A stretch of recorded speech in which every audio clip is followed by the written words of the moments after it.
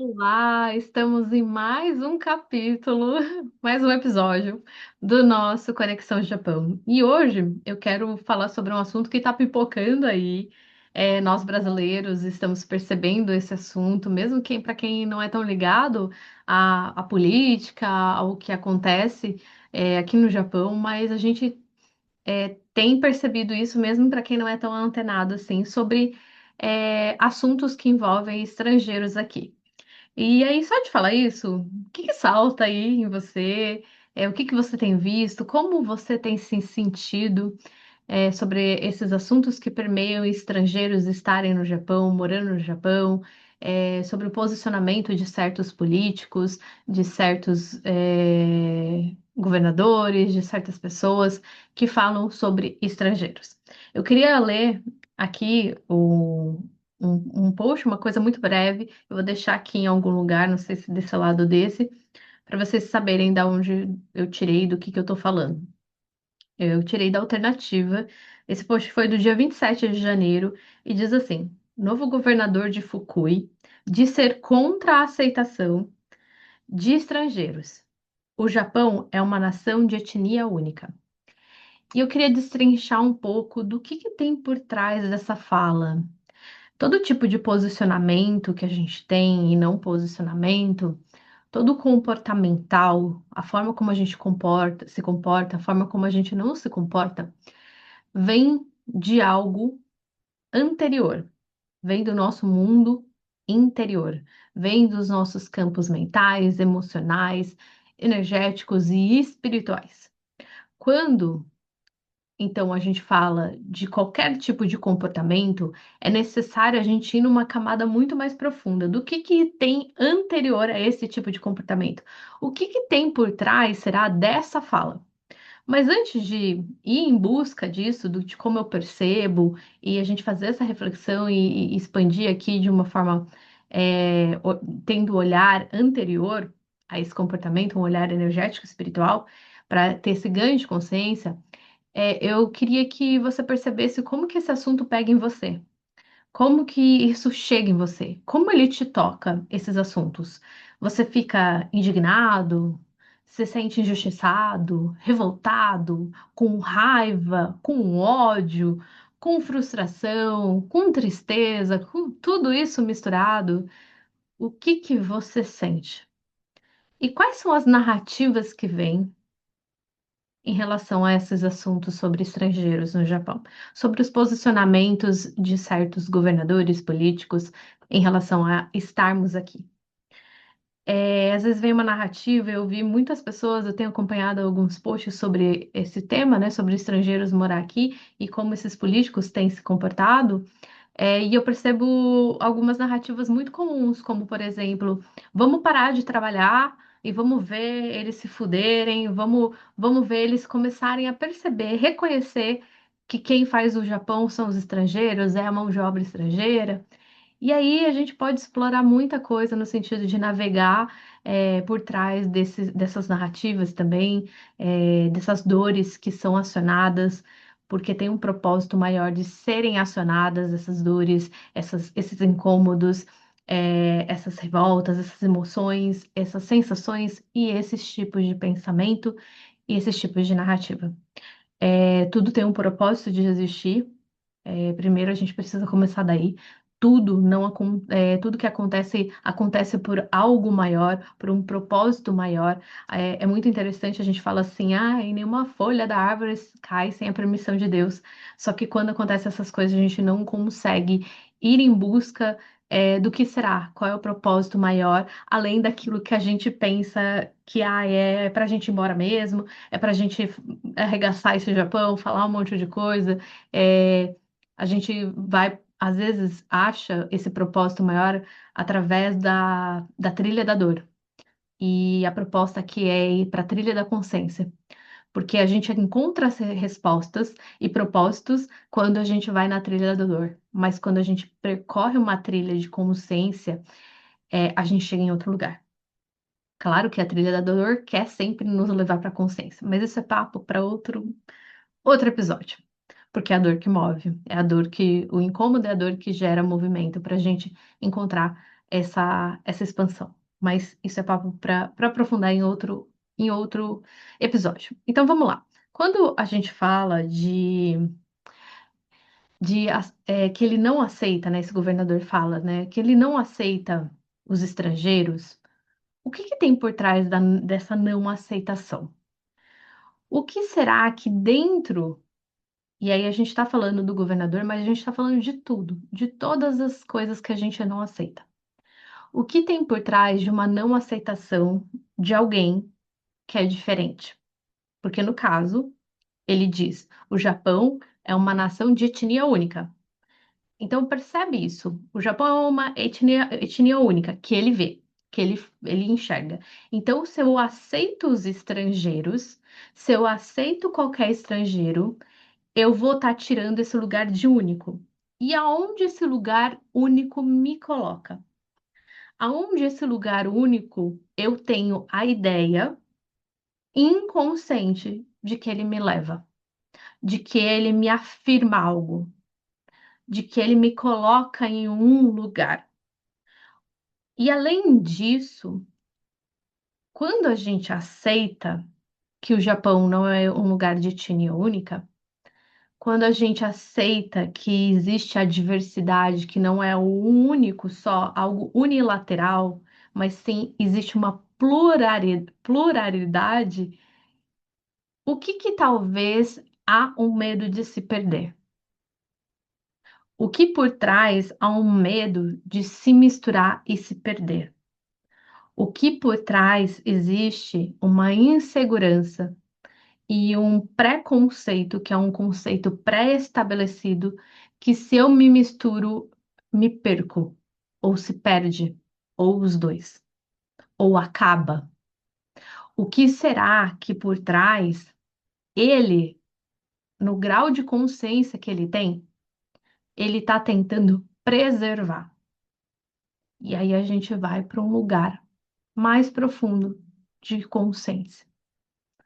Porque quando a gente fala de não aceitação de estrangeiros, né, que o Japão é uma etnia única, o que será que essa pessoa e essas pessoas que têm esse olhar, que concordam com esse tipo de narrativa, que têm esse tipo de comportamento, o que será que elas estão tentando preservar dentro delas que elas acham que vai se perder se mistura, se aceita o diferente? Se aceita a mistura do diferente, se aceita que os outros são diferentes. Se a gente olha para a história do Japão, quando o Japão perdeu a guerra, a gente pode perceber que ali numa tentativa de poder, de um tentando ter poder sobre o outro, o Japão, quando ele vai demonstrar o poder e a ira dele, ele é podado pelas duas bombas, né, aqui no Japão. Então ele engole toda a ira, ele abaixa a cabeça, ele tem que se reverenciar e se sujeitar para sobreviver, porque senão ia ser destruído mais ainda do Japão. Então percebe que houve já uma destruição aqui.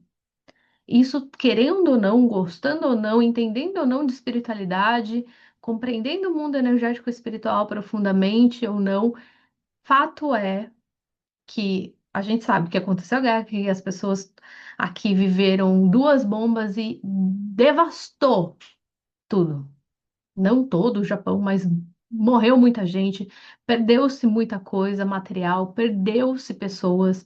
Então, houve uma perda muito grande. E isso está na história. Isso está na história desse lugar, desse povo, dessa ancestralidade. E isso, querendo ou não, gostando ou não, está de informação nesse lugar, nessa terra. Então, eu queria que vocês pensassem, imagina se você perdesse tudo.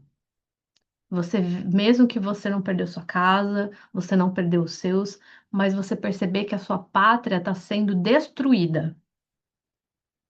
O que que será que você tentaria preservar? O que será que em você tentaria e você veria como importante tentar preservar, proteger? Existe uma dor nesse campo que está tentando ser protegida até hoje. E ela está sendo mais manifestada agora, porque tem uma dor por trás disso. Tem um pedido que, de uma forma como consegue, descompensada, mas é a forma como está conseguindo ser um pedido de tentar preservar algo importante. A forma como tem sido é através desse tipo de comportamento. A gente consegue perceber que o japonês tem uma dificuldade de expressar suas emoções. E o porquê disso, né? Imagina você tomar duas bombas na sua pátria, você precisar engolir o orgulho de querer ter ganhado. E você ter que se sujeitar a um país que você estava contra. Quanto que não foi engolido? Quanto que de informação tem nesse campo? E eu estou falando totalmente de um lugar espiritual e energético, que talvez para você possa parecer que não faz sentido nenhum. Mas quando a gente conhece o lugar espiritual e energético das informações, a gente querendo ou não querendo, acreditando ou não, existem. Então, tudo isso tem na história desse país, tem na história desse povo, que muitos de nós têm história, metade do nosso sistema, não metade literal, literal assim, mas parte do nosso sistema, porque meu pai é japonês, a minha mãe tem outras descendências, habita em nós. É interessante a gente estar aqui, né? Será que é por acaso a gente está aqui? Mas quando a gente olha para esse assunto, a gente só separa em categorias, separa em caixas e olha como se a gente não tivesse essa questão dentro da gente. Aceitação, a gente olha e fala, nossa, aceitação de que o Japão é uma etnia única causa incômodos, causa dor, e a gente só consegue ver isso fora e categorizar que a gente não tenha talvez essa dor. Mas quando a gente vai para um campo espiritual, a aceitação de algo único apenas é. Não é se você gosta de pessoa preta ou não gosta, se você acha que o Japão é um país único ou não é. Tudo está na mesma frequência, não tem separação no campo espiritual. Por exemplo, culpa é culpa. Não importa se você tem culpa de ter deixado teu filho na escola do que ter ficado com ele porque você preferiu trabalhar, ou culpa porque você comeu um doce. É culpa. É a mesma informação. Então, quando a gente vai olhar para a questão da aceitação de etnia única, a gente olha e fala, tá, eu não concordo com isso, não concordo com esse governador, não concordo com esses políticos, e a gente nem se dá o trabalho de perceber que isso tudo diz muito sobre a gente. Porque se ele se comporta assim, se ele está se comportando assim, isso chega e mexe comigo, isso diz algo sobre mim. Só que a gente só aponta o dedo para fora, né? É muito mais fácil ficar apontando o dedo para fora. E não ganha consciência de como chega e o que mexe, como mexe dentro da gente.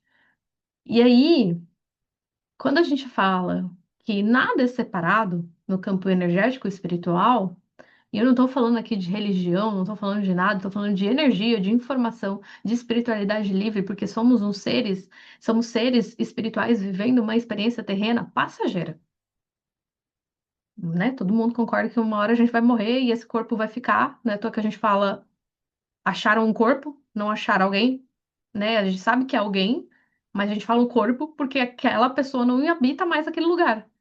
Então somos seres espirituais vivendo uma experiência terrena. E aí, quando a gente olha que tudo no campo espiritual e no campo energético, tudo é e nada é separado, e a gente fala sobre aceitação e não, né, e não querer se misturar, da não aceitação e não querer se misturar, porque no caso aqui é a etnia única para esse governador, não existe o Japão, não existe uma etnia misturada.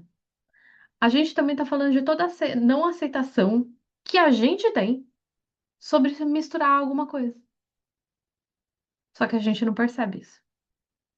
Só que talvez aí vai falar: ah, não, nada a ver, essa menina tá falando, essa mulher tá falando um monte de bobeira.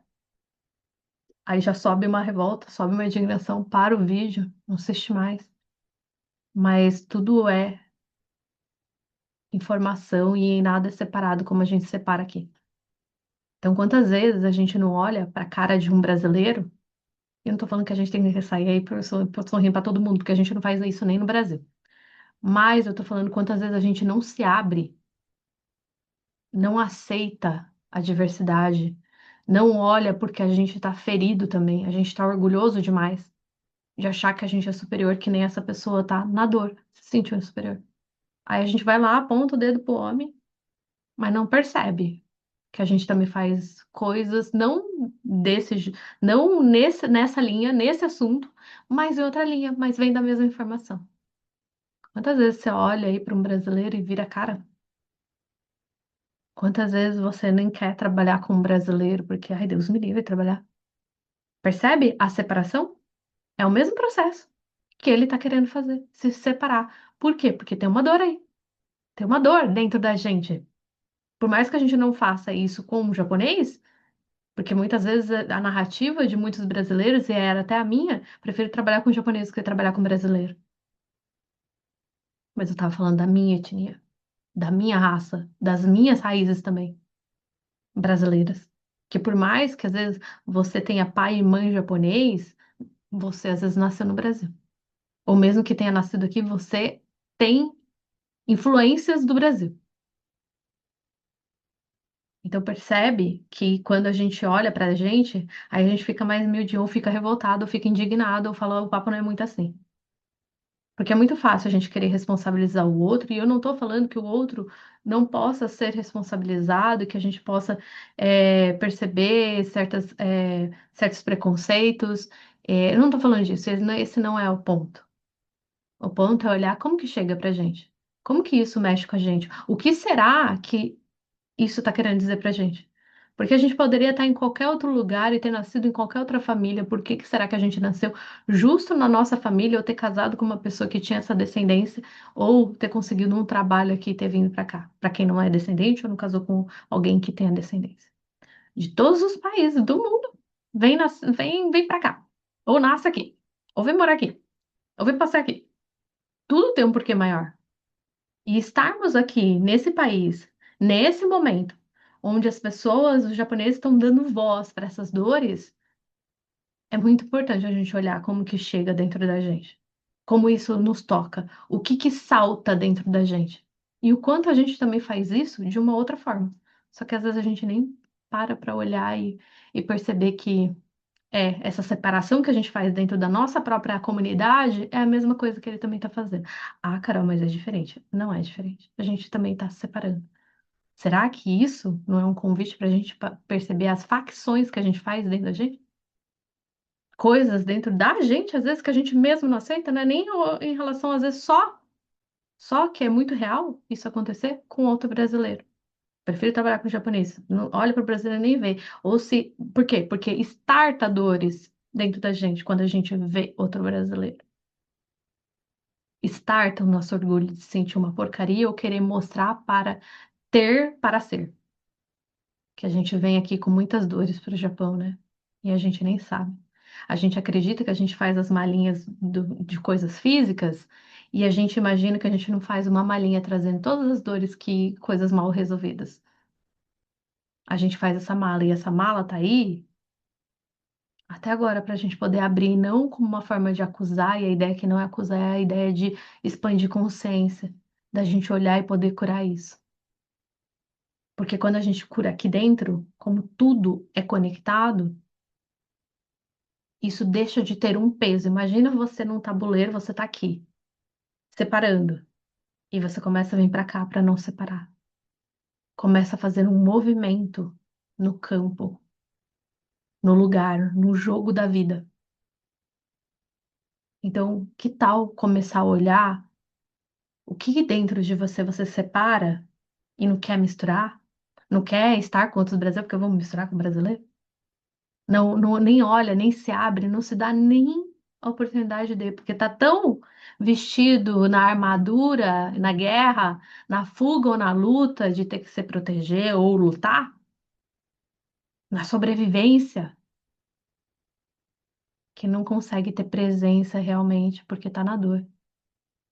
Em olhar para aquele brasileiro, em olhar para aquele peruano, em olhar para aquela pessoa e se abrir de fato, não com um sorriso amarelo. E eu não tô falando que é pra gente sair andando. Não é sobre isso. Quantas vezes você não se mistura e você separa e quer ser único, que nem o governador aí, porque tá em dor. O que que será que você tá tentando preservar também dentro de você? O que será que você tá tentando, na medida protetiva, se proteger? O que que será que dentro de você acha que vai se perder? O que que será que você acredita que o outro pode tirar de você? Porque é muito comum ter muito julgamento dentro da nossa própria comunidade, né? Porque na verdade é a gente que se julga. E se a gente quer mudar isso, a gente precisa olhar para dentro. Porque pode estar fora, mas o único lugar que a gente pode mudar é dentro. E a primeira coisa é aceitar que por mais que a gente não gostaria, por mais que a gente gostaria que mudasse, tem algo aí. Esse é um fato. As pessoas, ele, esse governador e outras pessoas se comportarem dessa forma, é um fato.